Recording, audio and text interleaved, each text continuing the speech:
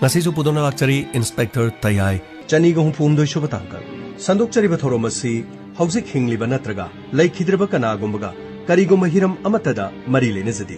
wari sing asi wakhalna sagat chaban masida lakpa wakat aikhoina logjaba ngamjaro moi yumchi mi leita jalani thong thilo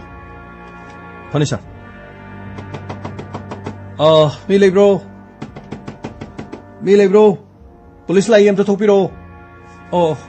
kana kana no ne kari haige bungo police ni na kari le re bungo khoi lak chari si yum si manish ki yum ni ko mani manish ke dore ma ngasi numin ini suri ni yum da halak taba kari to ba yaw re bungo office ki thabak chat pane na sat khraga phone su switch off lai ba ado kari gumu matam do suma office ki thabak chat pada numit ini humni halak taba Guwahati room da chat pa khot pa yawi adubu kari mata hairam da ba hai tare ne aikhoina tamjagadori ba paw si nungai ta ba paw ma khang kari noi bungo kari le re ge ni bungo yaraga di mok ta muktang law piraga aikhoina si baksang ama phangli ba si amuktang adong isa mani sa haibadu amuktang yengbiru la kari no ne hari se bungo madu oiramoy da aikhoi gi cha mani soiramoy kari no ne hari se bo pabung waro bibi adi mahaki mamai di yeng bada masak khangba ngamdre haibadi mamai si mabu halaba matung da mai thado aduna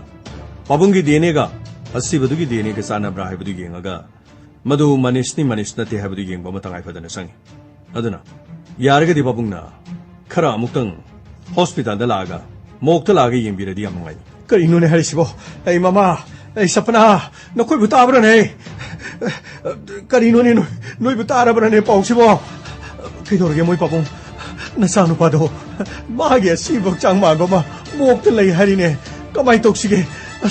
sapna nang buta abra sapna imong no piste tamoron ai khoi chalaga hane yengorasi mai hawdro sune mok te chalaga yengorasi phare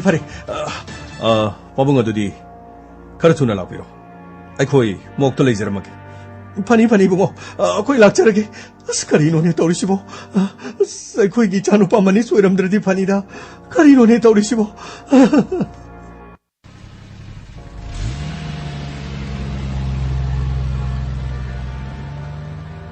असुमना मामा मपा अदु hospital the सटखिरम अमदी hospital अदु the लेरिबा असि भक्सांग अदु मसक खंगदों नननमगी the मंगहेंगनकी असि भक्सांग अदु मनीष की मसा वरमकी mama Mopa वान थकिरम अदुबु करी दि उपाय ले असि मसादो पोस्टमार्टम लोरबनिना इमुंग मनुंगदा मसादु सिनकी अमदी मयुमदा पुथकिरम लोइनाना असि मसादो पोलोइखिरम मसिगी मतुंगदा नुमिदांग वैरम इंस्पेक्टर तयमदे माकितिम मनीष की युमदा लाखिरम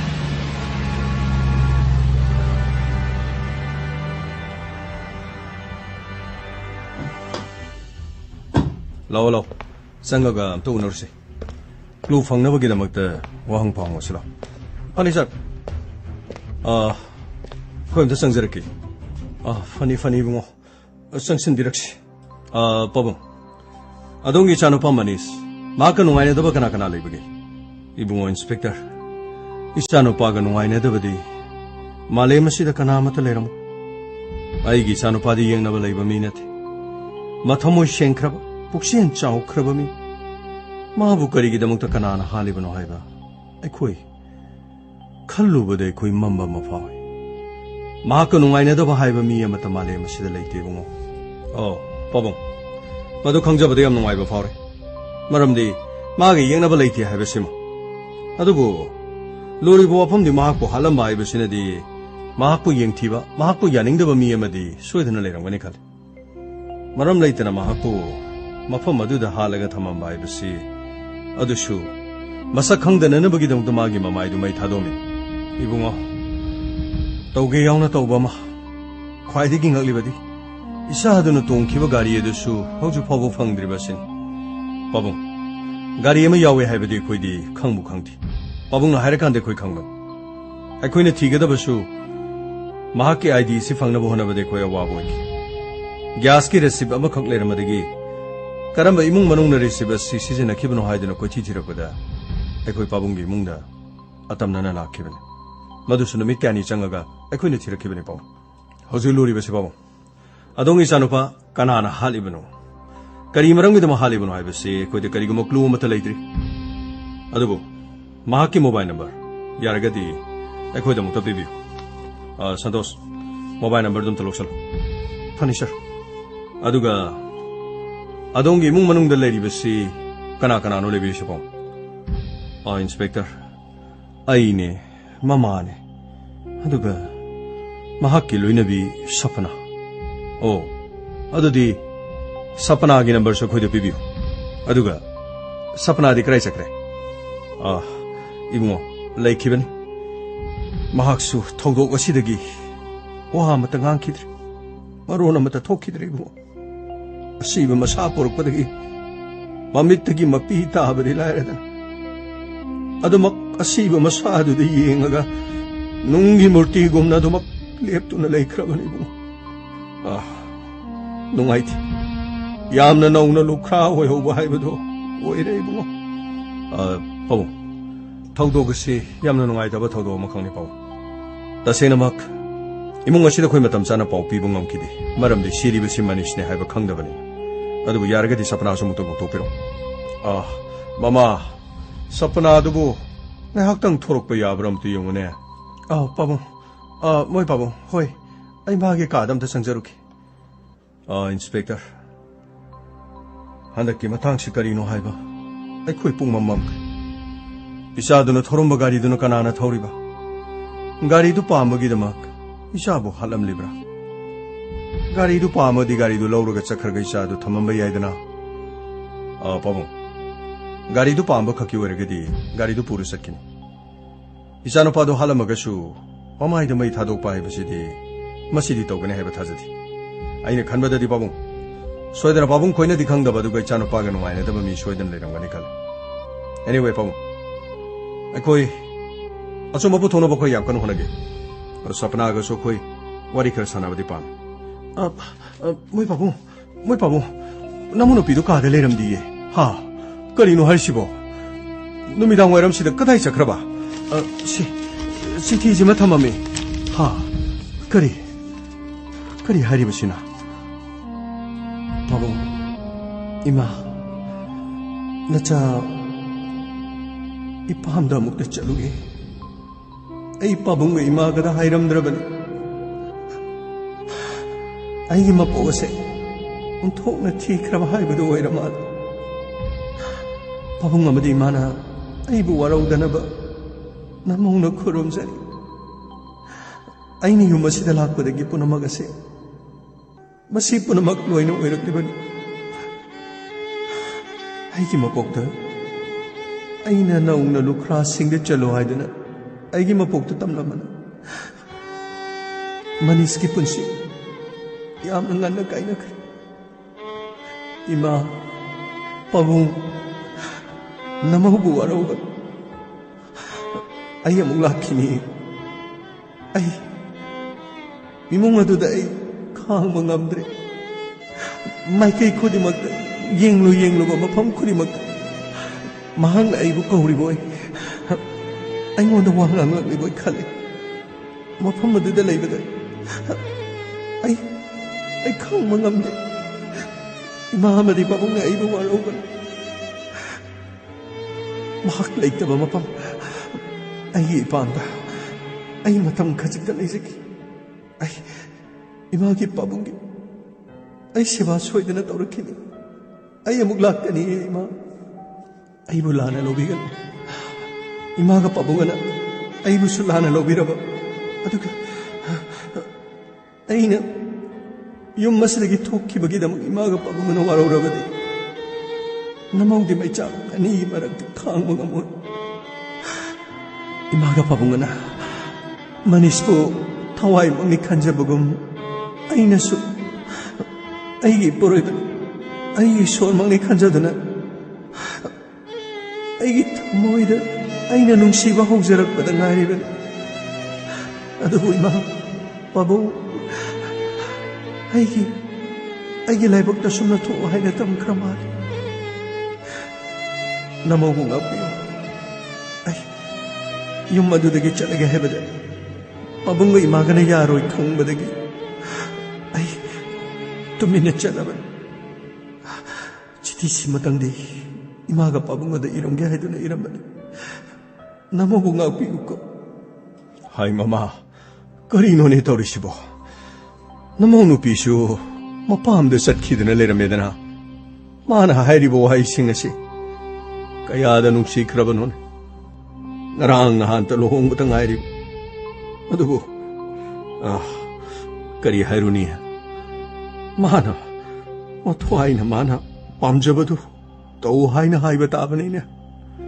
아이고 애니기디 아마또 복잡의 사수 레키드레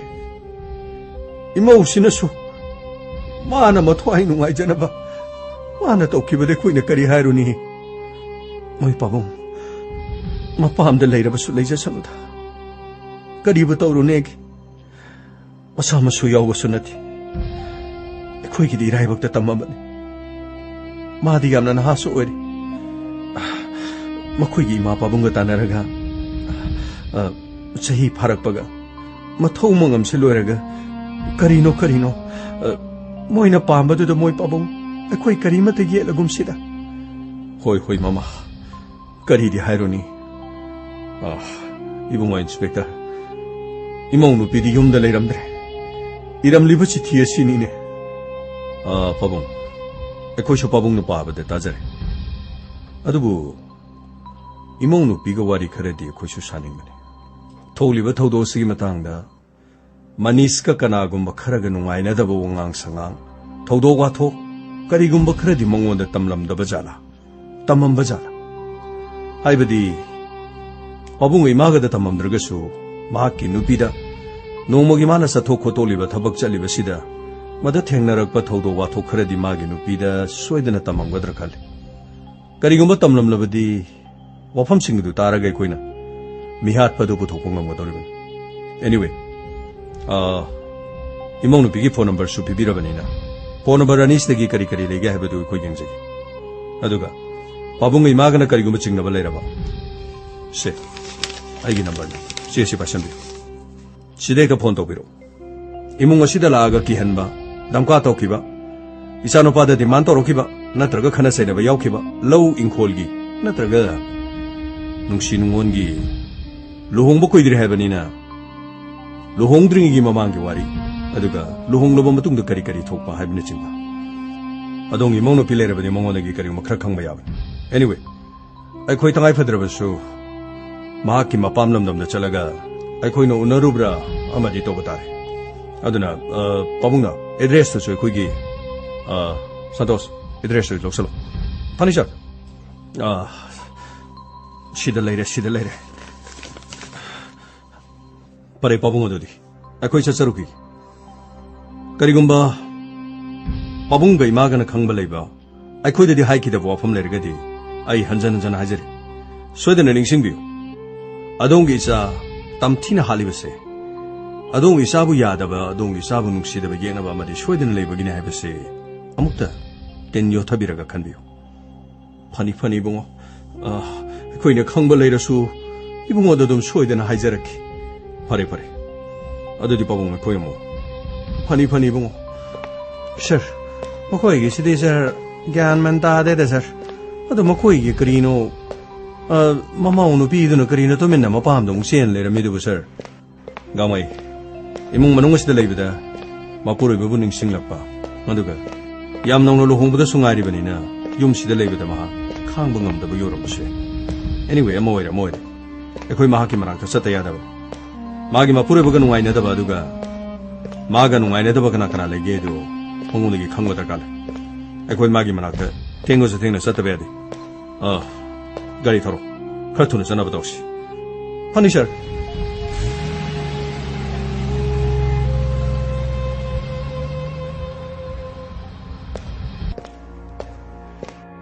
산토스 통틀로 파니셜 통겸당도 비워봐 동겸당도 뼈. 거리 붕어. 폴리스니나. 거리 레래. юм시 사파나기 юм니고. ꯃꯥꯅꯤ ꯃꯥꯅꯤ ꯏꯕꯨꯡꯉꯣ ꯑꯃꯨꯛꯇ ꯀꯧꯊꯣꯛꯄꯤꯔꯣ ꯀꯔꯤ ꯂꯩꯔꯒꯦ ꯏꯕꯨꯡꯉꯣ ꯏꯆꯥꯅꯨꯄꯤ ꯀꯧꯊꯣꯛꯀꯗꯧꯔꯤꯕꯁꯤꯕꯨ ꯄꯥꯕꯨꯡ ꯀꯔꯤꯁꯨ ꯅꯨꯡꯁꯥ ꯊꯤꯕꯤꯒꯅꯨ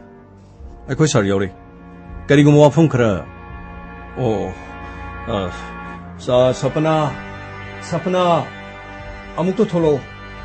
ꯄꯨꯂꯤꯁ ꯂꯥꯛꯏꯌꯦ ꯏꯕꯨꯡꯉꯣ ꯑꯩꯈꯣꯏ ꯊꯣꯛꯂꯤꯕ ꯊꯧꯗꯣꯛꯁꯤꯒꯤ ꯃꯇꯥꯡꯗ ꯑꯩꯈꯣꯏꯁꯨ ꯌꯥꯝꯅ ꯅꯨꯡꯉꯥꯏꯇꯅ ꯂꯩꯔꯝꯕꯅꯤ ꯏꯆꯥꯁꯨ ꯇꯨꯃꯤꯟꯅ ꯌꯨꯝ ꯑꯗꯨꯗ ꯂꯩꯕꯗ ꯃꯅꯤꯁꯄꯨ ꯅꯤꯡꯁꯤꯡꯉꯤ ꯍꯥꯏꯗꯅ ꯆꯤꯊꯤ ꯑꯃ ꯏꯔꯝꯃꯒ ꯃꯅꯦ ꯃꯀꯨꯗ ꯇꯥꯛꯑꯝꯗ꯭ꯔ ꯃꯥꯜꯂꯦ ꯃꯥꯁꯨ ꯀꯣꯛ ꯍꯦꯛ ꯂꯥꯛꯑꯦ ꯑꯩꯈꯣꯏꯅꯁꯨ ꯉꯁꯥꯏꯗꯒꯤ ꯉꯥꯡꯗꯅ ꯆꯩꯗꯅ ꯇꯧꯔꯝꯃꯤꯅꯤ ꯑꯍꯜ ꯑꯅꯤꯗꯨꯅ ꯀꯔꯤ ꯈꯜꯂꯝꯒꯅꯤ ꯍꯥꯏꯗꯅ ꯄꯥꯕꯨꯡ ꯑꯩꯈꯣꯏꯅ ꯂꯥꯛꯆꯔꯤꯁꯤꯗꯤ ꯃꯗꯨꯒ ꯀꯔꯤꯝꯇ ꯃꯔꯤ ꯂꯩꯅꯗꯦ ꯁꯄꯅꯥꯗꯨꯕꯨ ꯊꯣꯛꯂꯛꯇ꯭ꯔꯤꯕ꯭ꯔꯥ ꯊꯣꯛꯂꯛꯑꯦ ꯁꯄꯅꯥ ꯁꯣꯝꯗ ꯂꯥꯛꯑꯣ ꯁꯄꯅꯥ ꯍꯥꯏꯕꯤꯌꯨ ꯁꯥꯔ ꯊꯣꯛꯂꯤꯕ ꯊꯧꯗꯣꯛꯁꯤ ꯌꯥꯝ ꯅꯨꯡꯉꯥꯏꯇꯕ ꯊꯧꯗꯣꯛ ꯑꯃꯅꯤ ꯑꯗꯨꯒ ꯃꯅꯤꯁꯀꯤ ꯑꯁꯤꯕ ꯍꯛꯆꯥꯡ ꯑꯩꯈꯣꯏꯅ ꯃꯅꯤꯁꯀꯤꯅꯤ ꯍꯥꯏꯕ ꯍꯦꯛ ꯎꯕꯒ ꯑꯩꯈꯣꯏꯅ ꯈꯪꯈꯤꯕ ꯅꯠꯇꯦ ꯌꯥꯝꯅ ꯋꯥꯅ ꯃꯥꯒꯤ ꯐꯨꯔꯤꯈꯥꯎꯗ ꯒ꯭ꯌꯥꯁꯀꯤ ꯆꯦꯅꯤꯡ ꯃꯆꯦꯠ ꯑꯃ ꯌꯥꯎꯔꯝꯕꯗꯒꯤ ꯀꯔꯝꯕ ꯒ꯭ꯌꯥꯁ ꯑꯦꯖꯦꯟꯁꯤꯒꯤꯅꯣ ꯍꯥꯏꯗꯅ ꯀꯣꯏꯊꯤ ꯊꯤꯒꯠꯂꯒ ꯃꯗꯨꯒꯤ ꯔꯤꯁꯤꯞ ꯑꯗꯨꯗ ꯌꯥꯎꯔꯤꯕ ꯁꯦꯔꯤꯌꯦꯜ ꯅꯝꯕꯔ ꯑꯗꯨꯗ ꯅꯈꯣꯏꯒꯤ ꯏꯃꯨꯡ ꯑꯗꯣ ꯃꯗꯨꯗ ꯊꯤꯔꯛꯈꯤꯕꯅꯤ ꯑꯗꯨꯕꯨ ꯁꯥꯔ ꯑꯩꯗꯤ ꯌꯨꯝ ꯄꯥꯟꯕꯁꯨ ꯃꯈꯣꯏꯗ ꯀꯨꯏꯖꯗ꯭ꯔꯤꯕꯅꯤ ꯊꯧꯗꯣꯛ ꯑꯁꯤꯅ ꯑꯩꯒꯤ ꯊꯃꯣꯏ ꯌꯥꯝꯅ ꯀꯥꯏꯍꯜꯂꯤ ꯃꯁꯤꯅ ꯃꯔꯝ ꯑꯣꯏꯔꯒ ꯃꯐꯝ ꯑꯗꯨꯗ ꯂꯩꯕ ꯉꯝꯗꯕꯗꯒꯤ ꯇꯨꯃꯤꯟꯅ ꯆꯤꯊꯤ ꯑꯃ ꯏꯔꯝꯃꯒ ꯑꯩ ꯑꯗꯨꯃꯛ ꯂꯥꯛꯆꯔꯕꯅꯤ ꯁꯄꯅꯥ ꯑꯩꯈꯣꯏꯅ ꯂꯥꯛꯏꯕꯁꯤꯒ ꯅꯍꯥꯛꯅ ꯇꯨꯃꯤꯟꯅ ꯆꯠꯄꯗꯨꯒ ꯃꯗꯨꯒ ꯀꯔꯤꯝꯇ ꯃꯔꯤ ꯂꯩꯅꯗꯦ ꯑꯩꯈꯣꯏꯅ ꯅꯉꯣꯟꯗꯒꯤ ꯈꯪꯅꯤꯡꯂꯤꯕꯁꯤꯗꯤ ꯅꯪꯒꯤ ꯅꯄꯨꯔꯣꯏꯕ ꯃꯅꯤꯁꯀ ꯅꯪꯒ ꯂꯩꯃꯤꯟꯅꯔꯤꯉꯩ ꯃꯇꯝꯗ ꯈꯟꯅ ꯆꯩꯅꯕ ꯍꯥꯏꯕꯗꯤ ꯃꯤ ꯑꯇꯣꯞꯄꯒ ꯈꯟꯅ ꯆꯩꯅꯕ ꯅꯨꯡꯉꯥꯏꯅꯗꯕ ꯂꯧꯒꯤ ꯏꯪꯈꯣꯜꯒꯤ ꯄꯩꯁꯥꯒꯤ ꯀꯔꯤꯒꯨꯝꯕ ꯊꯧꯗꯣꯛ ꯋꯥꯊꯣꯛ ꯊꯣꯛꯈꯤꯕ ꯂꯩꯕ꯭ꯔꯥ ꯂꯩꯈ꯭ꯔꯒꯗꯤ ꯀꯅꯥ ꯀꯅꯥ ꯃꯃꯤꯡ ꯄꯟꯕ ꯌꯥꯎꯈꯤ ꯑꯗꯨꯒ ꯀꯔꯤ ꯀꯔꯤ ꯆꯤꯡꯅꯕ ꯂꯩ ꯊꯧꯗꯣꯛ ꯑꯁꯤ ꯀꯅꯥꯅ ꯇꯧꯔꯝꯕ ꯌꯥꯕꯒꯦ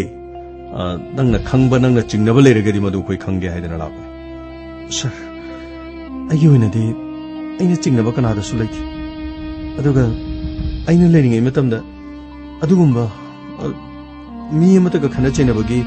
ꯊꯧꯗꯣꯛ ꯋꯥꯊꯣꯛ ꯑꯃꯠꯇꯁꯨ ꯊꯣꯛꯈꯤꯕ ꯂꯩꯇꯦ ꯏꯆꯝ ꯆꯝꯅ ꯑꯩꯗꯤ ꯌꯨꯝ ꯑꯗꯨꯗ ꯂꯩꯕꯁꯨ ꯀꯨꯏꯖꯗ꯭ꯔꯤꯕꯅꯤ ꯑꯗꯨꯒ ꯃꯥꯒ ꯍꯥꯟꯅ ꯅꯨꯡꯉꯥꯏꯅꯗꯕ ꯀꯅꯥ ꯀꯅꯥ ꯂꯩꯕꯅꯣ ꯍꯥꯏꯕꯗꯨꯗꯤ ꯑꯩꯗꯤ ꯈꯪꯖꯗꯦ ꯐꯔꯦ ꯑꯗꯣ ꯁꯄꯅꯥ ꯑꯗꯣꯝꯒ ꯃꯅꯤꯁꯀ ꯂꯩꯅꯕ ꯃꯔꯤ ꯑꯁꯤꯕꯨ ꯍꯥꯏꯕꯗꯤ ꯅꯨꯡꯉꯥꯏꯅꯗꯕ ꯍꯥꯏꯕꯗꯤ ꯑꯩꯈꯣꯏꯒꯤꯁꯦ ꯀꯔꯤꯒꯨꯝꯕ ꯈꯔ ꯈꯪꯅꯤꯡꯗꯅ ꯇꯧꯖꯕꯅꯤꯀꯣ ꯅꯨꯡꯁꯤꯅꯗꯨꯅ ꯌꯨꯝꯕꯥꯟꯃꯤꯟꯅꯔꯛꯈꯤꯕ꯭ꯔꯥ ꯑꯗꯨꯒ ꯑꯍꯜ ꯂꯃꯟ ꯍꯥꯏꯅꯔꯒ ꯌꯨꯝꯕꯥꯟꯃꯤꯟꯅꯔꯛꯄ꯭ꯔꯥ ꯁꯥꯔ ꯍꯥꯏꯕꯤꯔꯤꯕ ꯋꯥꯐꯝꯁꯤꯕꯨ ꯑꯩꯒꯤ ꯄꯨꯔꯣꯏꯕ ꯃꯅꯤꯁꯅ ꯂꯩꯈꯤꯗꯕꯁꯤ ꯍꯥꯏꯅ ꯁꯤꯡꯅꯔꯒ ꯂꯨꯍꯣꯡꯕ ꯑꯣꯏꯔꯒꯗꯤ ꯃꯍꯥꯛꯁꯤ ꯁꯤꯒꯅꯤ ꯍꯥꯏꯕꯒꯤ ꯋꯥꯐꯝ ꯂꯩꯕꯤꯕ꯭ꯔꯥ ꯅꯠꯇ꯭ꯔꯒ ꯅꯨꯡꯁꯤꯅꯔꯛꯇ꯭ꯔꯒꯗꯤ ꯑꯁꯨꯝꯅ ꯊꯨꯡꯅꯕꯁꯤꯕꯨ ꯑꯁꯤꯒꯨꯝꯕ ꯊꯧꯗꯣꯛꯁꯤ ꯊꯣꯛꯀꯟꯕ꯭ꯔꯥ ꯅꯠꯇꯦ ꯑꯗꯨꯒꯤ ꯋꯥ ꯅꯠꯇꯦꯗ ꯅꯈꯣꯏꯅꯤꯒꯤ ꯃꯔꯤꯁꯤ ꯀꯝꯗꯧꯕꯒꯦ ꯍꯥꯏꯕꯗꯤ ꯅꯨꯡꯁꯤꯅꯕꯒꯤ ꯃꯔꯤꯁꯤ ꯀꯝꯗꯧꯕꯒꯦ ꯍꯥꯟꯅ ꯅꯨꯡꯁꯤꯅꯔꯒ ꯂꯥꯛꯄ꯭ꯔꯥ ꯑꯦꯔꯦꯟꯖ ꯃꯦꯔꯦꯟꯖ ꯑꯣꯏꯔꯒꯗꯤ ꯂꯩꯗꯅ ꯅꯈꯣꯏꯅꯤꯒꯤ ꯌꯥꯅꯗꯕ ꯅꯨꯡꯉꯥꯏꯅꯗꯕ ꯅꯈꯣꯏꯅꯤ ꯆꯥꯁꯤꯟꯅꯗꯕ ꯍꯥꯏꯒꯗ꯭ꯔꯥ ꯑꯗꯨꯒꯨꯝꯕ ꯊꯧꯗꯣꯛꯀ ꯂꯩꯕ꯭ꯔꯥ ꯍꯥꯏꯕꯗꯨ ꯈꯪꯅꯤꯡꯕꯒꯤꯅꯤ ꯁꯥꯔꯅ ꯍꯥꯏꯕꯤꯔꯤꯁꯤꯕꯨ ꯀꯔꯤꯅꯣ ꯑꯩꯒꯤꯗꯤ ꯏꯄꯨꯔꯣꯏꯕꯅꯦ ꯀꯥꯏꯅꯔꯤꯕꯁꯤ ꯑꯩ ꯍꯥꯏꯅ ꯁꯤꯡꯅꯗꯨꯅ ꯂꯨꯍꯣꯡꯕ ꯑꯣꯏꯔꯕꯁꯨ ꯏꯃꯥ ꯏꯄꯥꯒꯤ ꯑꯄꯥꯝꯕ ꯑꯗꯨꯒ ꯌꯨꯝ ꯑꯗꯨꯗ ꯑꯩꯅ ꯃꯧ ꯑꯣꯏꯅ ꯂꯩꯕ ꯃꯇꯝꯗ ꯑꯩ ꯅꯣꯐꯦꯠ ꯇꯧꯗꯨꯅ ꯅꯨꯡꯉꯥꯏꯅ ꯂꯩꯈꯤ ꯅꯨꯡꯁꯤꯔꯕ ꯃꯅꯤꯁꯀꯤ ꯋꯥꯍꯩ ꯀꯌꯥꯅ ꯑꯩꯒꯤ ꯊꯃꯣꯏꯕꯨ ꯂꯥꯡꯒꯣꯏ ꯆꯟꯈꯤ ꯃꯥꯗꯤ ꯄꯨꯛꯆꯦꯜ ꯌꯥꯝꯅ ꯆꯥꯎꯏ ꯃꯤꯕꯨꯁꯨ ꯌꯥꯝꯅ ꯅꯨꯡꯁꯤꯍꯟꯕ ꯃꯥꯒꯤ ꯅꯨꯡꯁꯤꯔꯕ ꯋꯥꯍꯩ ꯀꯌꯥꯅ ꯉꯁꯤꯁꯨ ꯃꯤꯀꯨꯞ ꯈꯨꯗꯤꯡ ꯑꯩꯒꯤ ꯅꯥꯞꯄꯗ ꯌꯩꯗꯨꯅ ꯂꯩꯔꯤ ꯆꯠꯂꯝꯗꯥꯏꯗ ꯃꯥꯅ ꯑꯩꯉꯣꯟꯗ ꯍꯥꯏꯔꯝꯕ ꯅꯨꯡꯁꯤꯔꯕ ꯋꯥꯍꯩ ꯀꯌꯥ ꯑꯩ ꯀꯌꯥꯝ ꯅꯨꯡꯉꯥꯏꯇꯦ ꯃꯍꯥꯛ ꯁꯤꯔꯒꯅꯤ ꯍꯥꯏꯕꯒꯤ ꯃꯊꯥꯒꯨꯝ ꯑꯩꯒꯤ ꯏꯅꯥꯛꯇ ꯃꯍꯥꯛꯅ ꯅꯨꯡꯁꯤꯕ ꯋꯥꯍꯩ ꯀꯌꯥ ꯑꯩꯒꯤ ꯅꯥꯞꯄꯗ ꯃꯥꯅ ꯍꯥꯏꯔꯝꯃꯤ ꯑꯗꯨꯕꯨ ꯑꯩꯗꯤ ꯑꯁꯨꯝꯅ ꯃꯍꯥꯛꯅ ꯇꯥꯏꯕꯪ ꯊꯥꯗꯣꯛꯇꯨꯅ ꯆꯠꯈꯤꯒꯅꯤ ꯈꯪꯗꯕꯅꯤꯅ ꯑꯩꯅ ꯃꯥꯕꯨ ꯀꯣꯏꯇꯥꯟ ꯇꯥꯜꯂꯦ ꯏꯃꯥꯒ ꯄꯥꯕꯨꯡꯒ ꯇꯥꯛꯑꯒꯅꯤ ꯍꯥꯏꯗꯅ ꯑꯗꯨꯕꯨ 마디 아이기 팜다 락나바 오이라 마니스 낭노 하이람보 와히싱아도 아이기 나빠다 도막 레이리에 아도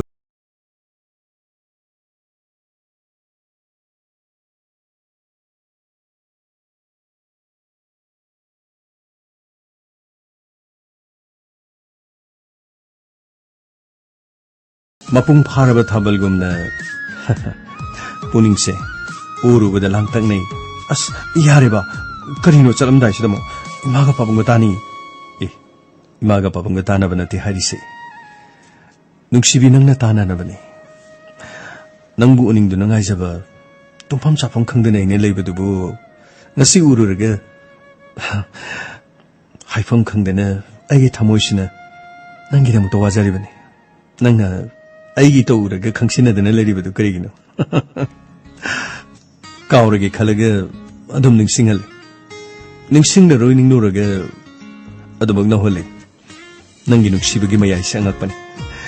लापथोकलगे खलुरगे हेना नक्सिनहले येंगलरोय खलुरगे ना अमुक हेना सुवाहले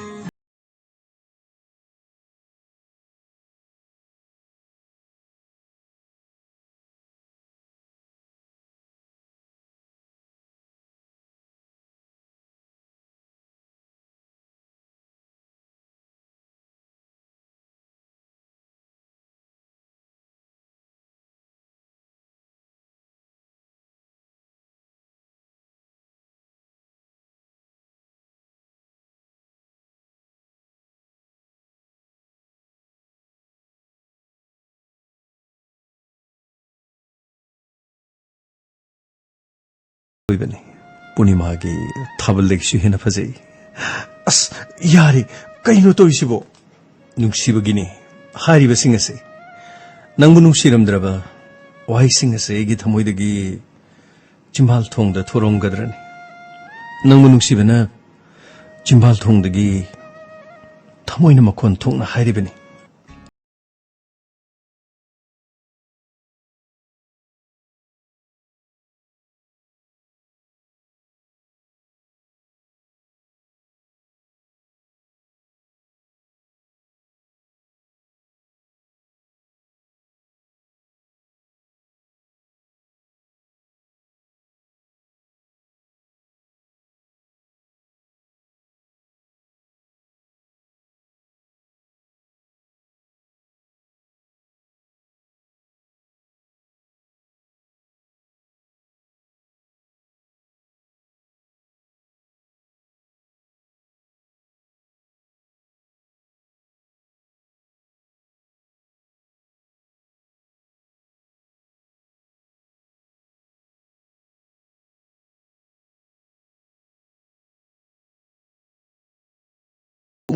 तारनी हाइबा चलो हाइबा नंगी फजबा माइथोंद ngauजरिबैगी तौसिदा ngaksanariba नंगी वाफमदबु करिनो करि हारेगा नंगोंदा नंगी थमोइबु पेलेंसिगे खंगदेदा नंदी निंगाइदना दम लेहों मोमोन नोक्तुना आइदी नंगी तुंगदा इनाबु सुंगमदा नंगी आसागी मरुम थोपतना मिनोक अमत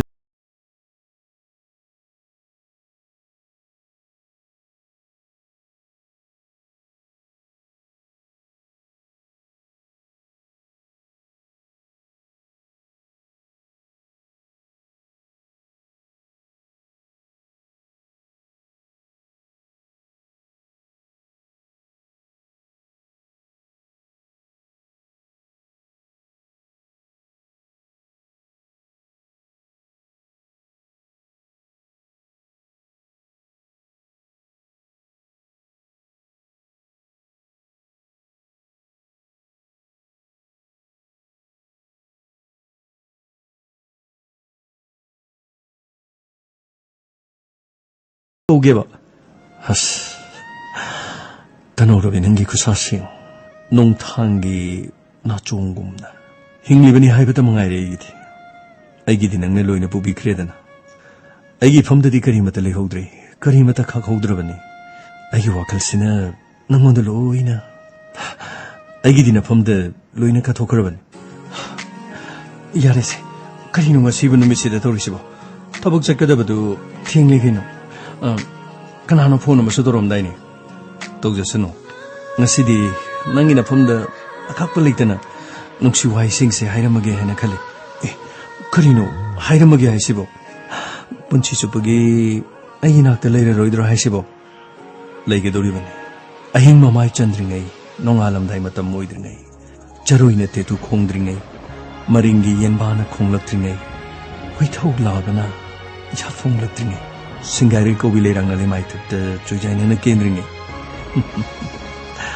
ꯂꯩꯔꯥꯡ ꯅꯪꯕꯨ ꯁꯣꯏꯍꯟꯕꯤ ꯑꯍꯤꯡ ꯈꯛꯇ ꯁꯥꯠꯄ ꯅꯠꯇꯕꯤ ꯑꯍꯤꯡ ꯈꯛꯇꯗ ꯂꯩꯅꯝ ꯌꯦꯟꯗꯕꯤ ꯃꯤꯀꯞ ꯈꯨꯗꯤꯡ ꯂꯩꯅꯝ ꯌꯦꯟꯕꯤ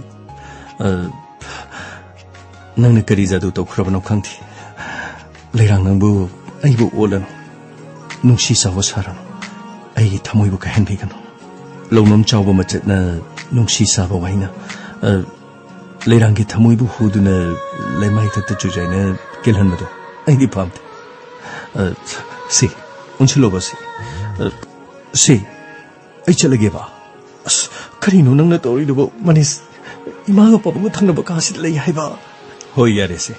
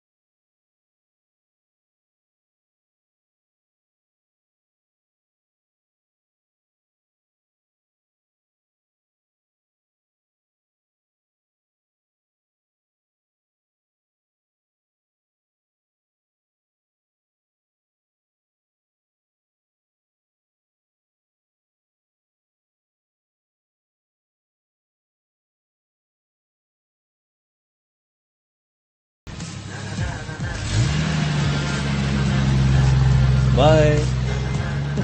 Bye. Asumna sir. Nungsina why singa se hairamaga. Hey hinak thagi chatkibani. Numidang wairam yoroba phawda ma khalakidi. Mahaki phone da call tawi. Adubu mahaki phone switch off lagi. Thabak chalabasu karigumba matamda.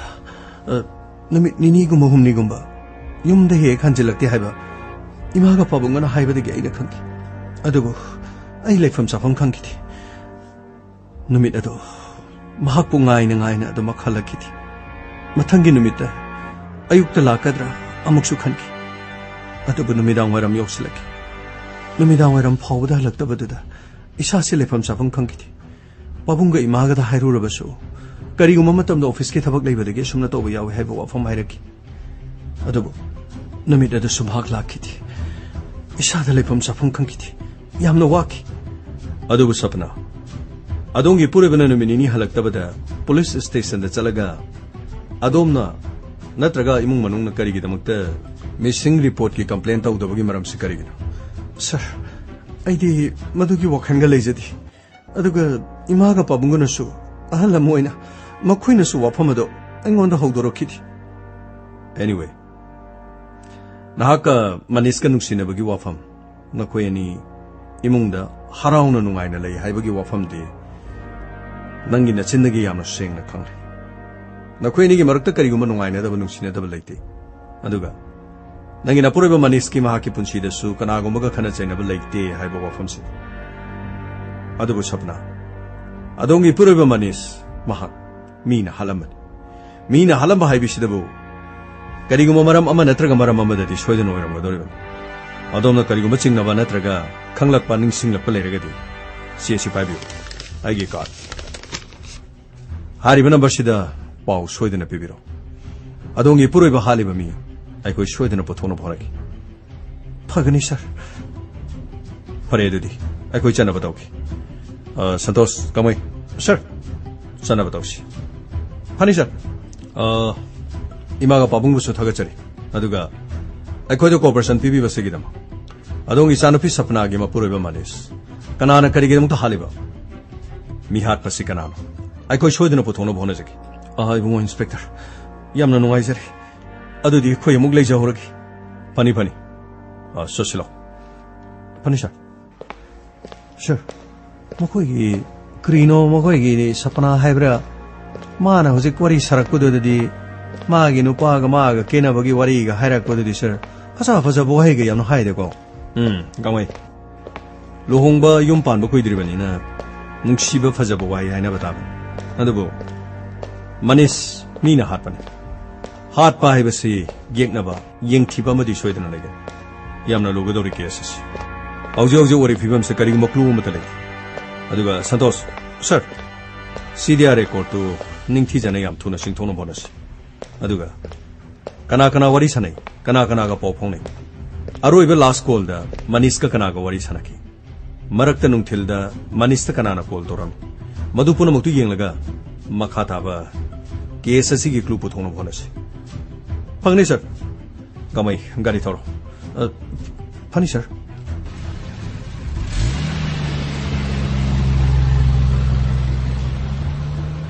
Asum Inspector Tayama de Mahagetim Laki. Masi Matunda Santosna. CDR Recorta Manis Samadi Sapana. Lunana. Kanakanaga Warisana Kibagi Hibana Snitsingba. CDR Call Details Record. Ningtis and a Sing Toklami. Amarumda. Sapanagi Mapuriba Manisna. Office Sapamatum the Karama Toki Hiba. Adubu. Kar Asidikatai Desat Kibano. Kar Asiki Kongul Lin and Wagisu. Inspector Tayana Tongan by informer sing the Pau, Pikinanaba. Makatawa sing the Mahana Haiki. Amarom the Tongatongan ba, Gari Lalonba, Gari Huran ba Singa, Pau Fonadana. Manista Tonkiba Gari number Aduda, Kongol Lakiram. Adubu, Garigumba Amata Upai Lakiramte. Sir, Amta Sanzerke. Santos, Samo. Sir, City record, Chidale. Today. Kamai Dova. Sir, Manisi Mahaki Atopamiga di Wariam Sunday, sir. Adubu office ki missing. Aduga Magi Marumapang missing at the Wariam Sunday. Anyway, Marumapang Warisana river missing a sida. Ayung Tin Numida. Sida Yoriba sings equal to sings me Lena Kamanoibra. Sir, Lena Kamanoy, sir. Anyway, Kamanoiba missing a sea. Sapna Gamuk on Sinerago Warisaba, the Kamanoiba mi obra. Sir, Yawi, sir. Maniska Warisanaba. Hariba sing a sea. A Sapnaga Sukol Toba. Sapna the Gisu. Outgoing call. Aduga incoming call su. Maniski Mamana the gi. Incoming su Sapna the like. Adubudi. Lohong Bosokoi in a Marumapang sing in no sing Simagisu, no no Mamana Boyraman. Aduna, what I sanabagi, a mamorambe. Anyway, had even a sing a sea. Kadai active boy became a Kogi call records. Manista Numidang Halaktamatanda, Magi Mamana sing a sea. Maniska Punna. Location over the obra. Manista Monkey Venum steady, Mahaka location over number D. Kahena Matalitis. Plant Torga Harpanina Swedena do Diana, the plant of Bormose. Madam the police na kono Tirkani, location correct right delay. Mahaka locations of Manala Minera di Kariwaganese Hana, they come on me Sweden or one. Nintis and a plant Torga Harpa. Adumato Doman. I sing the Tabako we have the Mamai the Mate Hadolam Liga. Manisni have to conquer Gadi, Yam Tunimum Manung the Kankini. Maduna, Kongol Yam Tuna Lirakani. Kongol Tuna Lirabadi Yam Tuna Kankini Yam Tuna Pagani have a Kangudagi. Mamai the Mate Hadomin. Masina, quiet Ginapa. Magi Mumanuna Tragamagi Marumapa Sweden Yorong and have a say. Gay Sassina Sakin. Manisha, Aduga Santos. Narang, Ainin not Pamale. Karimatano sir. Mane Maku do Makada Tamaga. Tonglon Siligama Takta. Sapana and Lay Harivese. 마기 막 부르벨라 간다 꼬메 해리 engage 하이베디 arrange marriage 오이바 어두가 마탁 तमाना सोलोन Chandan नत्रगा Kad थोलोन चलगा लेरगदि सपनागी call मागी CDR recorder अतोप number दी यामना योफम थोक्रो हाइबदि मसक खंगदब number sir सिदि मसक खंगदब number दे मति यावदि यावरिब number सिंगसि यामना Manishka लोइना हाइबदि Manishka वरि सानबा सपना वरि सानबा अदुदि अतोप number Manishka सानदब सुमनतंगी सपनागा सानब number दि sir अदुगुम number दे मति यावदि यामना लुगदर मिहाद असिगिदमक्ता नखोइना क्लू पुदोंनो होनबसे अवाब अमदि ओयदर मागी नुपि सपनागा मनीषका हाइनरिबो वाफमसिंग अखोइदा तमलक इबदुनदि मखोइनि यामना नुंसिनै हाइबो वाफमसिसु मयेक्सेना ताइ अदुबु मने मकुदा हाइरमदना तुमिन्ना मपामदा चटखिबसिना करी मरमगिनोसि सर मदुदि मतांगदु आइसु ngakjaba फावै अदुनि संतोष अदुना सपनागे नंबर से अमोहन रीसेट तो मागे नंबर सिंह हाइबदी मनीष न ऑफिस टेक चटखिबगा सपना द कॉल तोरक नत्रगा सपना न कॉल तौबा समना हाइबदा पुंग मापन द ऑफिस चलें खलो अदुरगदी पुंग मापन गी मतुंग द सपना द कॉल लाकपा नत्रगा सपना न कॉल तौबा कमन ओइबा नंबर कयामुक तो माना चप मानना हारिबा पुंगफम सिदगी कॉल तौई अदुगा हारिबा नंबर से मागी मपुरोइबा मयुमदा लेरकांदा मंगोंदा हाइबदी सपना द कॉल नुमिदांग द लाक्तबरा मेसेज ओइना लाक्परा करी लाइ हाइबदो मदुगी डिटेल्स समतग खंगबो फगनी सर अदुगा हौजी हौजिक्सी सपना न लेरिबा कादे देखो एम त सना बतोक्सी सर सपनादी मादी मपाम द लेरि दै सर मपाम द लेसनो मने मकुदी युम द लेरि देना मागी कादो थोंग हांदोलगा करिगुम खरै यंगसी फगनी सर गंगवै सर गाड़ी थौदोनो बतो फगनी सर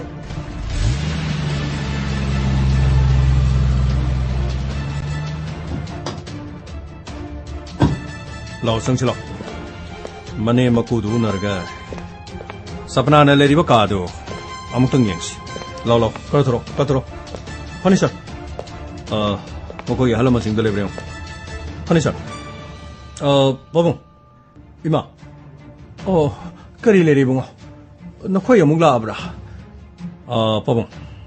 अखोई अदोंगी चानुपा मनी समदि सपनागी मखोई मथकी कासे अखोई अमुक त संगजगे यानी बुंगो पाबुंग इमादुदी इमागा पाबुंगसु यौबिरो मथकी कासे संगगमत यमिनसि फनी बुंगो सोंद काखापिरो फनी सिगी मथक्सिदा मखोई अनिगी का ओइबने अदुबु इमौसु लेत्रे इसासु लेत्रेदना पाबुंग करीमदा सोंथबिगन अदोंग इसागिदमक असुंबा फंगनबने खोइन होनरिबिस इबुंगो मसिन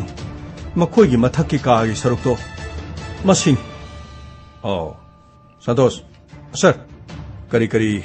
कासिदा यंग चलो मखोइगी द्रवार सिंगसिदा अदुगा करीगुंबा क्लू ओइबा याबा पोट करी लेगे अदुमोने यो फनी सर सिगी मथक्सिदी यामना इंग बजानी नुक्सित का सुदुम इंगना दुम सिलदना मथक्सिदी याम नुंगाइबा जानी इबुंगो इचानुपागा इमौं नुपिगनसु यामना पांखरबा मखोइने लेबा कानी सिगी थोंनाउसिदी दुम हांगिना सोलोंदेना इमौं नुपिना थोंसे थिंगबा कावरमा माले मुक्तंग आइबिको पाबो कैदौरे थोंनाउसिदगी उरिबा युम अमा मसिदा लेसिना कनागी युम इबुंगो सिना मनीष की महाकी हेक मानबा बोबी हाइदना मागी युम बोबी की युम सिदगी यंगमदि यामना फजैना इबुंगो इमुंग मनुंग सेल थुम पाइख्रबन अइगसु यामना लुना इमुंग सितिनबा अदुगा इचानुपागसु बोबीगसु यामना लुना तिने अदुदी बोबीगा सपनागदी खंगनबा जाला खंगनै इबुंगो मनीषका सपनागा मखोइनी हेक लोंखिबदगी बोबीगसु सपनागसु यामना खंगनखि अदुबु मखोइ मरु मपा ngaktan याम नुक्सिनना लोइनख्रबा अदुगा इचानुपानो ऑफिसका चतबा नुमितगाइदी मखोइ पुन्ना कोइबा खोटपगा सेत चटपा जानी हौजिकानगी नहासिंगसि मखोइदी 수티 핵 레이베 야데드는 꼬이붕어. 좀 해봐봐. 수티 방법과 꼬이베 랑바 해베시디. haujikangi 나하생기 로이나마 얌나 동노바 타방이 하이다리. hauji matamda suti phangdaba ise khoi mangai. Police ki sinphamda leibai khoi khaktani suti thinungaina phangdris. Anyway pau. Yumasigi ayama mafam ai khoi loina yengsinjari. Thongnao asidagi uriba bobigi yumsi onthokna thongnao asidagi yengbada phajak. Aduga babung bobi khoigi yumsina babung khoigi yumsidagi matholsi anigumba henba maliko. Hel ibung makhoina matholani makhoina paisa se khara pai bebung aishu mathol se ama ni dang hapke haidana tobani dubu manis ki lohongda paisa yamna sangkhre adubu manis leitrabani na hojikte ina yum masida matholna haplubogi kari kanaruni bungo hoi babung adubudi yamna chon. Anyway pau yam nungare adongi isaga imoga makhogi kaasi akhoni yengchinjaba loijare achumba karigumba kharadi akhoi shodena puthongna bagida mo pabung yam kan honari laibak thibana dongi cha manis kanamata ga mahaka yengnaba leitaba khana chainaba leiramdaba sina mahaki maramda akhona thiba matamda awaba ma akhoi do adu pabung akhoi na thajaba piri adongi cha ama khata pokpani magi justice akhoi puthongna shodena honagani adudi pabung akhoi mo sana bahona jar phare bungo khoi amuk leija horagi pani pau sados sir sana batoshi hani sir sir mukhogi mungudu de sir yumthak adu de yengmade bobi khogi yumduga yam nakna thongnaudu mapa chana nali hobi sir nangi call details record adu da bobi ga sapna ga wari sanaba aduga Maniska Bobby go wari sanaba madugi matang kondor sir madugi report jo sir sida lejare gari ro thoi nungai koko hani sir kadai adudi manis no office kibaga sapna na Bobby de call tobo aduga call tobugi matam sina pung 10 dagina pung 3 fawgi manungsi call se makoi ni dum wari sane aduga Bobby na su call tore yamba 하리버시 다 아마 그래 henbagi changni moine satharise aduga numidang haibadi manisna leiraba matungdadi bobina sapna dadi phone torokte adubu bobina mo manistadi call tore manisha bobi gi umde sangsi panisha tongdo telo moko yumi kana kana legyo panisha sir 그라이 되기 너무 세나 뭐 보비가 오버 뭐 역설을 거지네 sir 가마이 신이니 게 삼아되게 아마다 해봐 sir 무슨이 보비 해버스는 그런 몸이 뭐 오이도 자나오네 sir 가마이 와항광 떨어가 강가다 봐 상가가 역시 통틀로 파그니 sir 염수부 그나 레이브노 아세 염수부 그나 레이브노 게 채통하다 한게요 그나노 akhoi police ni ne thong sikra hang kyo ne lai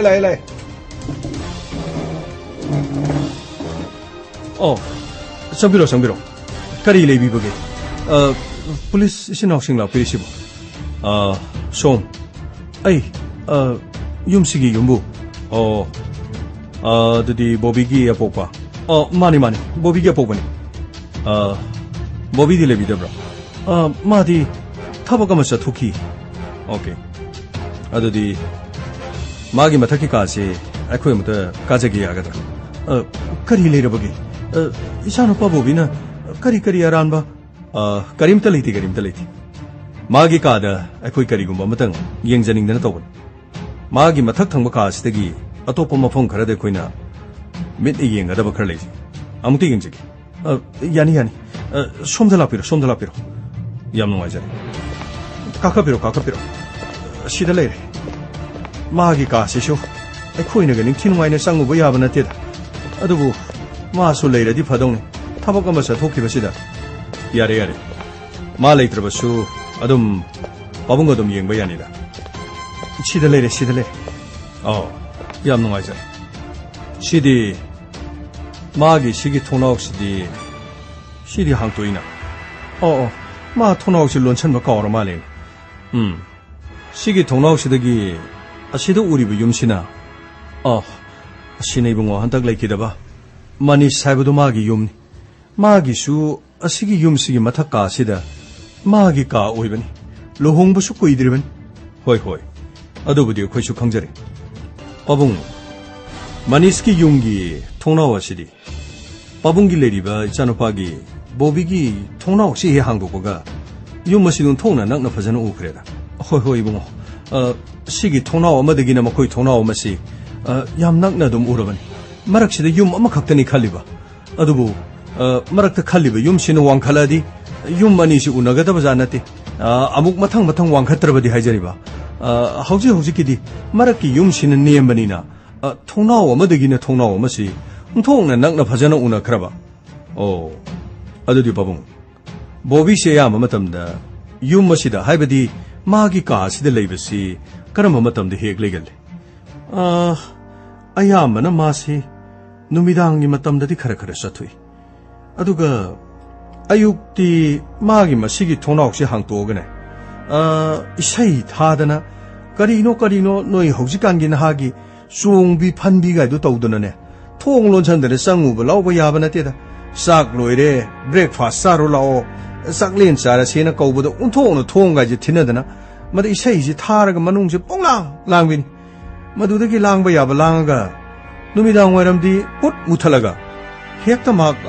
많이 쇠대 sat키버니 강디 나트라가나 아토파 막 꼬이바 랑바 마마람싱 만학다 sat버니 강디 헥다 떠봐 아육 농틴 뽀보 까시디네 이샤이게 다다나 까리노 혹시 간기나 하싱시 저거에게 사드나 떠보도 좀 떠보자니다 얌농아레 바봉 마기시디 텔리버 픽처 마얌시디 파자파자바 파워파워 민각덕이 픽처니 시디 사파나기 포토나 들어시디 이봉호 아이디 토이동나 강드레네 코이기 머멍 누피 사파나 하시쇼 로홍복고 이들이버니 나이디 마삭고 못나 강디 시디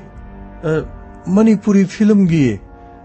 히로인구만 나트라니 이봉호 시보 바봉 마시니 마니스키 누피 사파나 하이베 아두디 마디 필름거 곰바잘라 마기 보토 시들레라미 시부 아두니 바봉 마니스키 누피 필름 곰바 누피네디 아두부 아동기 사노파기 가시데 포토 소소부얌테 아두부 텔리버 누피싱의 싱마락다 마니스키 누피 사파나기 포토 수감나 텔람리베 시부 까리마름기노 하이베드디 아동기 사노파나 강동아레 anyway 바봉 얌농아자레 산토스 sir 가시기 포토 야마 깝살로 sir 까플로 자리 sir good 아두가 까리 에테이 마이 가시데 싱나바 레게 이봉호 포토 까파 아두가 싱나바 하리시부 이봉호 바봉 아이코이네 락사리베시 사파나게 바푸로이바 마니스 마학 미 카라나 하토가 마팜 아마다 마마이도 마이 타도가 타마마 바봉 코쇼 따라마네 이봉호 아두부디 코쇼 따자리 아두부 마니스나 마마이 타도가 시버가 마팜 마시디 이봉호 코이네 상가가 포토 까빠마디 싱나바 포체 예행바 티바시가 바봉 아이코이 폴리스니 아이코이기 타우디 마라 레바 미부 티르가 파가바니 아이코이기디 마리마타 마루마빵 상가빵가 하벨레이티 아이코이디 미양게 본시붕아바니 미암나 아인 까이나 타복 도무 마탐다 미암 파르가 로나 마틱 짜바 체락 피르가 모코이부 그좀 상들레 헨바 하이바시나 아이코이기 통 마니스마 또 그럼나 핫바 그럼나 시바 까나나 핫바 까리기데무타 핫바 아이코이 캉트리 아두부 마몽 누피 사프나나 통론 신드나 뽕마판데기나 뽕마리 파오바 마하키 욤탁기 까시데 레이바 아두가 아동기 짜노파나 타복자 톡더바 마카이 에유키 뽕마판데기나 뽕마리 파오바 레이바 통나오 항독바 아니시 마람시 까리 마리 레네게 하이바두디 바봉 마코이 마삼 사데기 쇠드나 캉가니 아두부 바봉 와파마 세동기 짜노파 라코 마탐다 돔나 탐라바슈 마두 까리슈 까이블레이티 마람디 아이코이디 징나바 하이바시네 코이기 통 징나바두부 동게 짜노파나 생독뽕 엄라바디 마라레이티 하이게도르빈 생독뽕 엄드르바디 미하다시가 동기 짜노파가수 마리 레나럼로이 하이바디 하우징마키디 하이닝아이 레이티 바봉 이봉호 인스펙터 까리노네 하이비리보 와펌시부 아이기 짜노파나 마두고 마타복도 떠럼모이디 이봉호 바봉 떠럼다바 소이션 아두부 오이람리보 몽시네디 징나버기 장디 아두끼마틱 징나레 फरे बाबू अखोई मुक चरुकी funny funny बुंगो अदुगा पाऊ अदोंग इसानु फलागा करिगुम्बा वाफम असिदा खोइद सिंगदोंनिंग लेरगसु police station दा महाक लाकु मतमदा खोइगे थिंगमा लेति महाक लालगा सेंगबसु मसिंग हायरबदा अखोइना महाकु तराम नोकनि अखोइ चरुकी funny funny बुंगो करिनोने हारिसु अइगी चानु फाना सपनागी photo Thiel इसिना करी मरमगी अदुगा police सिंग लागलिबसिना करी मरमगी करिनो तौगदबसिबो अइ इचानुपा बबीबो case असिदा यावबा जालानि करम तौगनि तौरिसे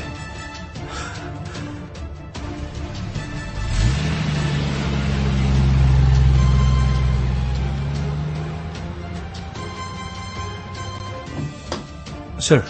हजिकसिबो कनाना सिंगनाबसिबो सर कना ओइरमगदोरिमनो सर ज्ञान तादे केस असिदा सेनाबा पुनमक हौजिमकिदी सपना अदुगा बॉबी मखोइनी ओइरमगदर ओइरमोइद्रा हाइबसि ज्ञान अमता तादे सर सर मखोइगी हजिक ओइबो फिबमसिददि सर बॉबी हाइबसिगा सपना हाइसिगा थोनावदो हांगतोगा मखोइनी साकथेकनबो ओइगदोरिब्रा सर गामै मदुसो हाइबो ngamdri मरकसिदा संतोष सर क्रॉस मैचिंग तौरगा बॉबी गुम्बा सपना अमदी मनीष का वरी सानबदी यावबा अतोप ममानबा नत्रगा मखोइगा तिनबा कना लेरि सर नंबर 3290 न लोइबा बीजे माइबम हाइबम खक्ति यावरि सर बीजे हारिबसिना मतो करमना सर हारिबसिसु सपना गा दुम वरी सानि सर अदुगा मनीष का सु वरी सानि अदुगा सर अखोइगी इन्फॉर्मर न पिरकपा पाउदा सपना अमदी मनीष मखोइनिगी ममानबा लुना तिनबसिंगी मनुंगदा बीजे हारिबसिसु ख्वाइदिगी लुना तिनबा ममानबा मनि हानि अदुगा सर मनीषना लेखिदबा मतुंगसिदा बीजे हारिबसि मनीषकी युमदा अमुक फोबु लागते हाइबसि अखोइगी इन्फॉर्मर सिंगना मेसेज थारे करम कानगिनो सर अखोइनि याम कना बॉबीगी युमदा थिरिङेदा फोन तोरपनि अदुबो फोन दु पाइबा यादबदगी अइना टेक्स्ट तोरो हाइबदगी अखोइगी इन्फॉर्मर सिंगना टेक्स्ट तोरपदा बीजे हारिबा मी असिसु मनीषकी ख्वाइदिगी लुना तिनबा ममानबनि अदुगा हारिबा महाकी नंबर असिसु सपनागा वरी अदुम साने अदुगा वरी सानरिबसिसु अयामना नुंगथेलगी मतमदा वरी साने अतै मतमददी थोइना वरी सानदि अदुबा सर बीजे हारिबसिगा सपनागा वरी सानबगी मतम असि मिनिट 10 दगिना मिनिट 30 मसिदगी हेना वरी सानदि ओके अदुदी बीजे लोखलगा महाकुसु वाहंग पहंगदबा यारोइदो फनि सर हौजे हौजे वरिबा केस असिगी ख्वाइदिगी चिंगबसि बीजे अदुगा बॉबी लोइनाना युम असिगी मौ सपना अदुबु सपना से खुन सिंगनरबसु सपना की चपचाबा महाकी मराले खुन पुथोप ngamdri मसिनी ख्वाइदिगी लुबो ओइगदोरिबसि सर क्रीनो बॉबी की युम द सर सपना की फोटो सिंगदो सर बॉबी न पामजबदगी माना सोम थेटपो ओइरमदि सर मसिना सपना द मराल डायरेक्ट पिसन मदि क्रीनो सर खरदि लुबो ओइरोइद्रा सर चुमेगांमै बॉबी न गावजबदगी फोटो सिंगदो थेटपो ओइरमलगदि करी मरमगी थेटकदोरिनो हाइबदो एनीवे अमो ओइरे केस असिदा बॉबी बीजे अमदि सपना मखोइ अहुम सि तखलगा अचुम्बा रानबा करिनो हाइबदि पुथोनबो होनबा ताब मरगसिदा सोइदनमकी बॉबी सु महाकी मपाना पाउ सोइदना तमना अमरोमदा सपना सु पाउसी करिगुम्बो बॉबी गा पाउ फाउनरमगदि बॉबी न सोइदनमकी सपना दा तमगनि अदुरबदा खोइने सेनगदबसि युम मसिदगी बॉबी सेन खिदनबा अमदि सपना लोट खिदनबा होनबा ताब करिगुम्बो मरा लेरबदि सपना अमदि बॉबी सोइदना लोट खिनबा होनरपसे अखोइगी अरोनबा मिसिंग थादोक्तुना मखोइ करम करम मफमदा चली हाइबदो सेनगदब नखोइ चक्सिना मखोइबु सेनगदब फगनि सर हौजिकति सोइदना मरा लेबसिंग अदु अखोइगी खुत्तगी नाथोकपा ngamlaroy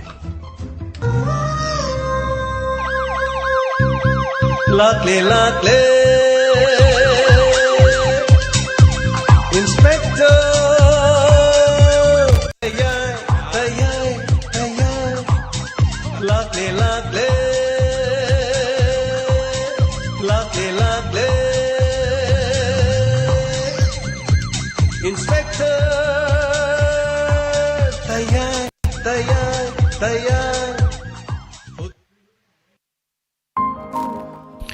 하나는 다같자리 시기 산톡서리바 인스펙터 따야이 Saniga humpu humdoi suba tangkak tabiriba kudimakpu. Mayana pibirapa feedback amari comment kar patuk sagi mama bimola konsum mastan tagatchari thoram saru yabirakpa.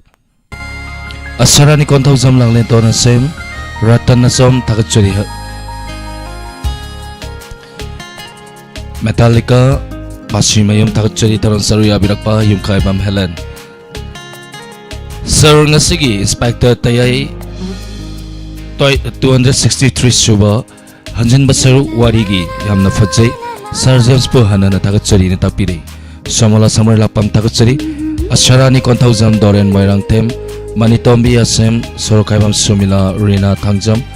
Mama Ibemhal Padama Tongbram tagatchari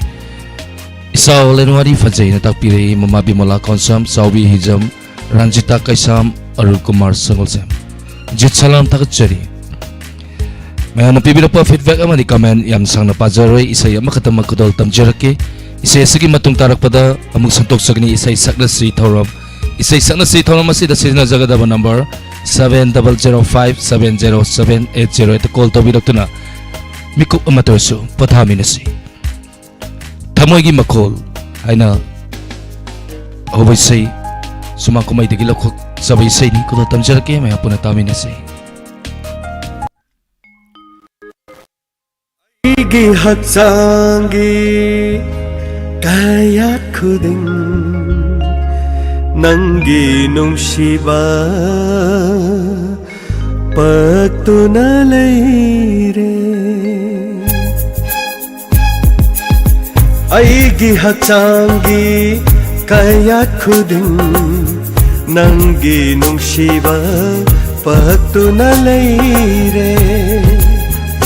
Ang labata mo'y siglabata nungda Ang labata mo'y siglabata nungda Kando na layre nanggi mafam Lato na thamli nanggi shatam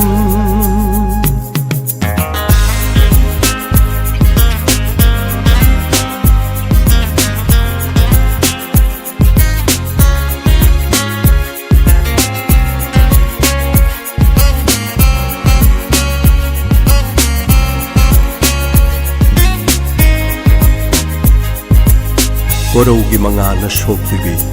Ayup kiliklagom tarubi nang se Oire saydangpam Thawai gi tungnafam Koraugi mga nasok bibig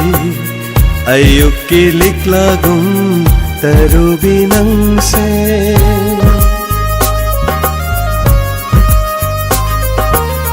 Koraugi mga Shotribi Ayok kilik lagum Tarubi nang se Oire saydang fam Thawai gitung na fam Oire saydang fam Thawai gitung na fam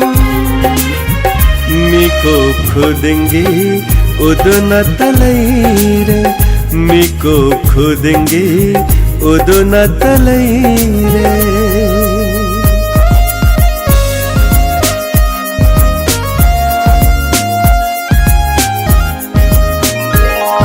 Lava malam atiyada Lawbuk lamhang Layjil na pa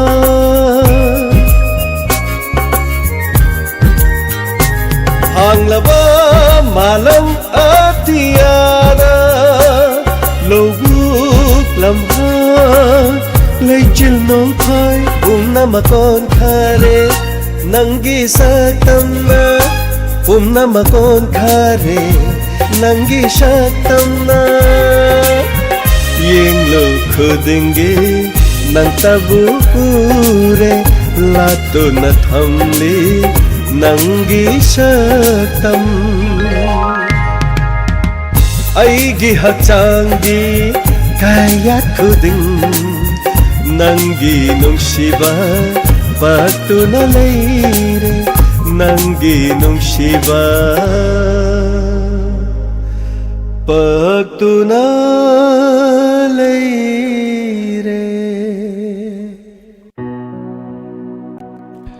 하나나 다같이 시기 마tung tarakpada lewak ningba isay makudol tamjagi isay sigi matungda isay sakna si thoram mayam puna saru yamin si hojiki oinadi mikukradang mayam dagi lapthoksari